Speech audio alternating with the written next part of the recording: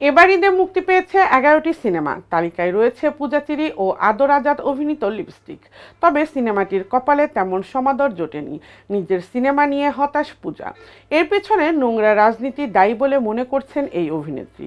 বাংলাদেশে ভালো জিনিসের কদর নেই বলেও মন্তব্য করেছেন তিনি।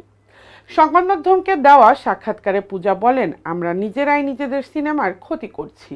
এবার ভালো সিনেমার পথ রুদ্ধ হলে কিভাবে আমাদের সিনেমা ঘুরে দাঁড়াবে?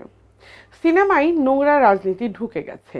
এমনিতেই হলের সংখ্যা কম, তার মধ্যে এই রাজনীতি। বাংলাদেশে ভালো জিনিসের কদর নেই।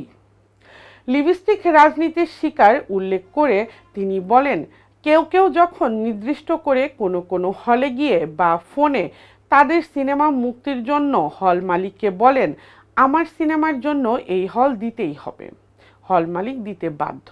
এমন ঘটনা এবার ঘটেছে। এভাবেই কোনো সিনেমা হল পেয়েছে, ভালো কাজ করেও তার দর্শকের কাছে পৌঁছাতে পারছে না। এতে হতাশ ব্যক্ত করে পূজা বলেন, এই ধরনের কাজ আর করা হবে কিনা জানি না, কিন্তু কম হল পাওয়ার কারণে ছবিটি সবাইকে দেখানো সম্ভব হচ্ছে না।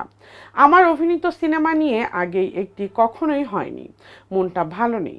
সাজগোজ প্রজেক্ট সিনেমাটির বিভিন্ন চরিত্রে এতে অভিনয় করেছেন মিশা সওদাগর, শাহিদুজ্জামান সেলিম, জায়েদ খান প্রমুখ। পূজার বিপরীতে আছেন আদর আজাদ। ছবিটি পরিচালনা করেছেন কামরুজ্জামান রোমান।